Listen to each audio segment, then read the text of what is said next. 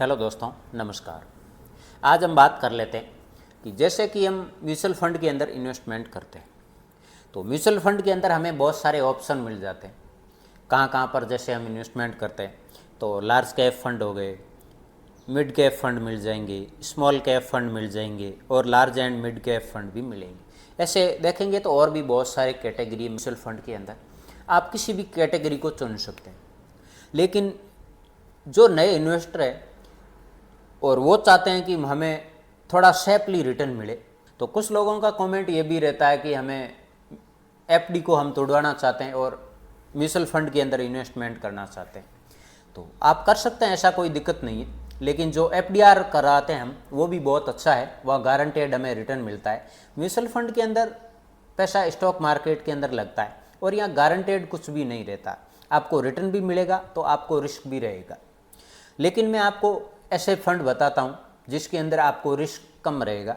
Large and mid के fund के अंदर एक मीडियम साइज़ का रिस्क रहेगा और मीडियम साइज़ का ही हमें रिटर्न मिलेगा। जैसे हमें एफडीआर के अंदर 6-7% का रिटर्न मिलता है और इन्फ्लेशन भी हमारा 6-7% चलता रहता है। तो हमें उस जगह पर इन्वेस्टमेंट करना चाहिए जहां हमें रिटर्न लगभग 15% से ऊपर मिले।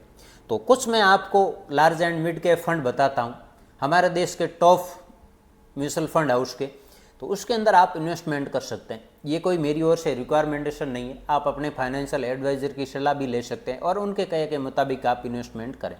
ये वीडियो एक एजुकेशन पर्पज़ है। जो मैं आपको म्यूचुअल फंड बताता हूँ, large and mid cap fund बताता हूँ, इसका पास्ट का रिटर्न लगभग 10 साल का 15% से ऊपर मिलेगा आपको। पास्ट का रिटर्न यही है और फ्यूचर के अंदर और भी अच्छा रिटर्न मिलने की संभावना है, क्योंकि जिस तरीके से लोग म्यूचुअल फंड की तरफ रुख कर रहे हैं, म्यूचुअल फंड के अंदर इन्वेस्टमेंट कर रहे हैं। अगर हम कंपेयर करें स्टॉक मार्केट का, तो स्टॉक मार्केट के अंदर रिस्क ज़्यादा रहता है तो वहाँ रिटर्न भी ज़्यादा रहता है। और स्टॉक मार्केट के अंदर सारा पैसा हमें खुद को हैंडल करना पड़ता है। म्यूचुअल फंड के अंदर हम पैसा फंड हाउस को देते हैं, वह फंड मैनेजर होते हैं, वो हमारे पैसे को बेहतर तरीके से मैनेज करते हैं। तो आइए जान लेते हैं large and mid cap fund जिन्होंने पास्ट का रिटर्न शानदार दिया है, वो मैं आपके साथ शेयर करता हूँ। उनका लाइव डाटा भी शेयर करूँगा, जो पास्ट का रिटर्न उन्होंने दिया है और कितने लोगों ने पैसा लगाया, ये भी हम देखेंगे। तो यहाँ आप देख सकते हैं large and mid cap fund, बहुत सारे फंड हाउस मिल जाएंगे यहाँ में। वो उसके अंदर से हम लेते हैं सबसे पहला SB large and mid cap fund. हमारा देश का सबसे बड़ा फंड हाउस है।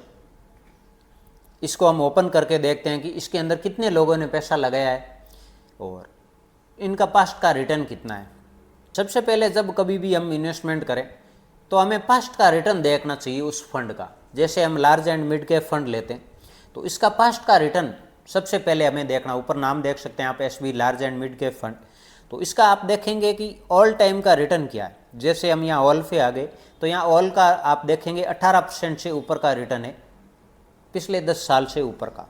5 साल का आप रिटर्न देखेंगे तो 5 साल का रिटर्न 24% से ऊपर है।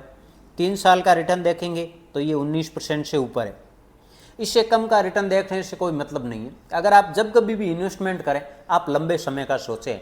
हमेशा आप 5 साल से ऊपर का प्लानिंग करेंगे तो आपको बेहतर रिटर्न मिलने के चांस ज़्यादा रहेंगे। उसके बाद यहाँ फंड की सारी डिटेल है, ये आप डिटेल ज़रूर चेक करें। जैसे आप देखेंगे इसके अंदर आप मिनिमम एसआईपी 100 रुपये से भी कर सकते हैं। यहाँ फंड का रिकॉर्ड 2013 से दिया हुआ है। लॉकिंग पीरियड इसके अंदर कुछ नहीं है। किसी किसी फंड के अंदर लॉकिंग पीरियड होता है 1 साल, 2 साल, 5 साल का, कोई लॉकिंग पीरियड नहीं है।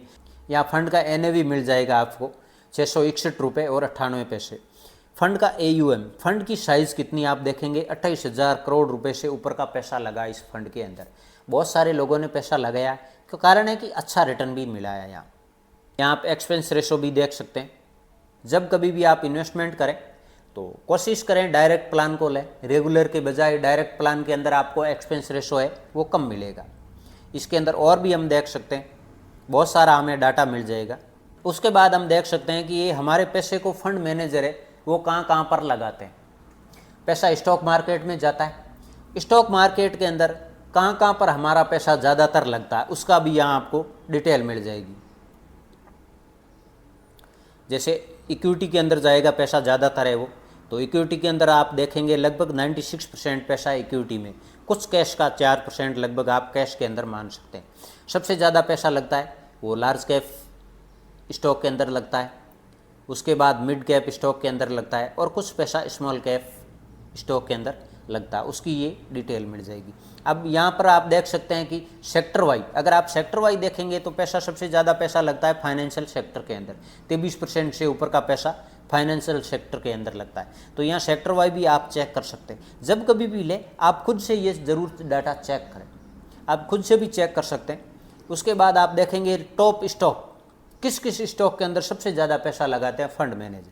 तो आप देखेंगे फंड की साइज़ के हिसाब से HDFC बैंक के अंदर 6% से ऊपर का पैसा लगता है, रिलायंस के अंदर 3% से ऊपर है, ICICI बैंक के अंदर 3% से ऊपर है। इस तरीके से देखेंगे तो यह आपको यहाँ स्टॉक की डिटेल मिल जाएगी, किस स्टॉक के अंदर फंड मैनेजर है वह कितना पैसा लगाते हैं। तो ये बहुत सारे स्टॉक है और बहुत बड़े बड़े स्टॉक के अंदर पैसा लगाते हैं। तो इस फंड को आप सेलेक्ट कर सकते हैं। SB large and mid cap fund के अंदर सबसे बेस्ट तरीका है SIP करने का। यहाँ आपको अच्छा रिटर्न मिलेगा, रिस्क भी कम रहेगा। अगर आप FD का कंपेयर करेंगे तो लगभग आपको FD से डबल रिटर्न यहाँ पास्ट के अंदर दिया हुआ है, तो फ्यूचर के अंदर भी देने की पूरी संभावना है। उसके बाद हम देख लेते हैं दूसरा फंड है, वो है हमारा HDFC large and mid cap fund. इसको हम ओपन कर लेते हैं। सबसे पहले हम देख लेते हैं इस फंड का रिटर्न कितना दिया फंड ने। अगर आप ऑल टाइम का रिटर्न देखेंगे तो ऑल टाइम के अंदर यहाँ 15% से ऊपर का रिटर्न मिलेगा। 5 साल का रिटर्न आप देखेंगे तो 27% से ऊपर है। 3 साल का आप रिटर्न देखेंगे तो यहाँ 21% से ऊपर का रिटर्न है। उसके बाद यहाँ आप देख सकते हैं कि फंड के अंदर कितने लोगों ने पैसा लगाया। फंड आप कैसे सेलेक्ट कर सकते हैं, आप मिनिमम SIP कर सकते हैं, 100 रुपये से भी कर सकते हैं। 2013 से इस फंड का यहाँ डिटेल दिया हुआ है। लॉकिंग पीरियड इसके अंदर कुछ भी नहीं है और NAV है 361 रुपये से ऊपर की NAV है। और फंड का AUM, फंड का साइज है 23,000 करोड़ रुपए से ऊपर का पैसा लोगों ने इसके अंदर लगाया हुआ है। फंड की ये साइज है।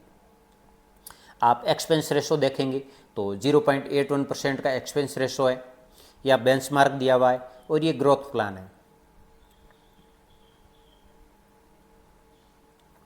यहाँ पर भी आपको 1% का एग्जिट लोड लगेगा अगर आप 1 साल से पहले फंड को मैच्योर कर देते हैं तो। उसके बाद आप देख सकते हैं कहाँ कहाँ पर पैसा लगाते हैं फंड मैनेजर, उनकी यहाँ आपको डिटेल मिल जाएगी। ज़्यादातर पैसा है वो लार्ज कैप स्टॉक के अंदर लगता है, उसके बाद मिड कैप स्टॉक के अंदर लगता है और कुछ पैसा स्मॉल कैप स्टॉक के अंदर फंड मैनेजर है वो लगाते हैं। यहाँ आप देख सकते हैं इक्विटी के अंदर कितना पैसा लगा है, कैश के अंदर भी लगा हुआ है, इक्विटी में लगा है, कुछ पैसा डेप्ट में नाम मात्र का लगा हुआ है। यहाँ आप देखेंगे तो सेक्टर वाइज भी देख सकते हैं किस सेक्टर के अंदर कितना पैसा लगाते हैं फंड मैनेजर, उनकी भी यहाँ आपको डिटेल मिल जाएगी। और यहाँ टॉप कंपनियों की आप होल्डिंग देख सकते हैं। तो HDFC बैंक के अंदर सबसे ज़्यादा पैसा लगाते हैं। आपने SBI का लिया, उसके अंदर भी फंड मैनेजर के ऊपर होता है वो किस स्टॉक के अंदर पैसा लगाते हैं, वो उनके ऊपर होता है। जो स्टॉक फंडामेंटली अच्छा है, जिसके अंदर रिस्क कम है, रिटर्न मिलने के चांस ज़्यादा है, उसके अंदर फंड मैनेजर है वो पैसे को इन्वेस्टमेंट करते हैं। तो यहाँ आपको स्टॉक का नाम भी दिया हुआ है और उसके अंदर परसेंटेज वाइज दिया हुआ है कितना पैसा किस किस स्टॉक के अंदर फंड मैनेजर है वो लगाते हैं। यहाँ आपको सारी डिटेल मिल जाएगी, आप आराम से ये चीज़ें चेक कर सकते हैं। तो इस तरीके से आप दूसरा फंड सेलेक्ट कर सकते हैं, HDFC large and mid cap fund. इसके अंदर भी आप SIP स्टार्ट कर सकते हैं। तीसरा हम ले लेते हैं, वो है हमारा ICICI prudential large and mid cap fund.